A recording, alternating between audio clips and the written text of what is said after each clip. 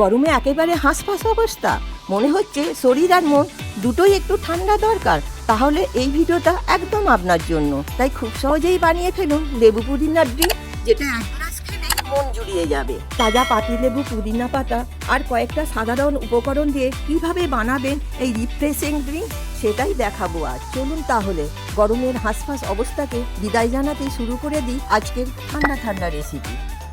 লেবু পুদিনার শরবত বানানোর জন্য যে মূল উপকরণটা লাগবে সেটা হলো একদম ফ্রেশ পুদিনা পাতা। তাই এখানে এক বাটি পুদিনা পাতা নিয়ে মিক্সি কন্টেনারে দিয়ে দিলাম। একই সাথে দিয়ে দিলাম রোস্ট করে গুঁড়িয়ে নেওয়া সামান্য জিরে। এরপর দিয়ে দিলাম 2 টুকরো বরফ। বরফ দিলে পেস্ট করার পর পুদিনা পাতার সবুজ রঙটা বজায় থাকে। মনে রাখবেন পুদিনা পাতার পেস্টটা একদম মিহি হবে।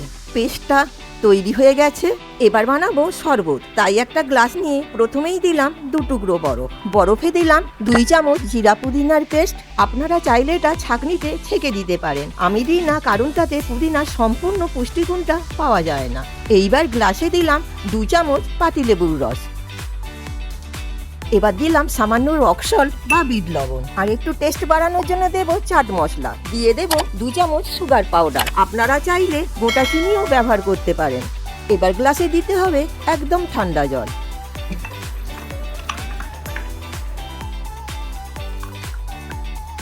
এবার চামচ দিয়ে একটু ঘেঁটে দিলেই তৈরি লেবু পুদিনার শরবত। এবার গার্নিশিং করে দিলাম একটা লেবু স্লাইস ও পুদিনা পাতা দিয়ে। এবার চলুন আরও 1 গ্লাস শরবত বানিয়ে ফেলি সোডা ওয়াটার দিয়ে। তাই একটা গ্লাসে দিয়ে দিলাম 2 টুকরো বরফ। এবার দিলাম 2 চামচ পুদিনা পেস্ট, দিলাম সামান্য রক সল্ট। এবার একটু চটপটা স্বাদের জন্য দেব চাট মশলা। দেব 2 চামচ পাউডার সুগার। গুঁড়ো চিনি দিলে তাড়াতাড়ি জলে মিশে যায়। দিচ্ছি 2 চামচ লেবুর রস।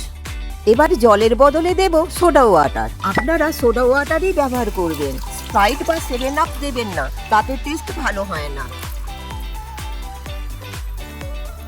একটু চামচ দিয়ে নেড়ে দিলাম, সোডা ওয়াটার দিয়ে লেবু পুদিনার শরবত তৈরি। তো বন্ধুরা, এই ছিল গরমের জন্য একদম পারফেক্ট ঠান্ডা ঠান্ডা লেবু পুদিনার শরবত রেসিপি। যদি রেসিপিটা ভালো লেগে থাকে তাহলে একটা লাইক দিয়ে দিন, আর চ্যানেলটা সাবস্ক্রাইব করে বেল আইকনটা প্রেস করে দিন পরের ভিডিওগুলো দেখার জন্য।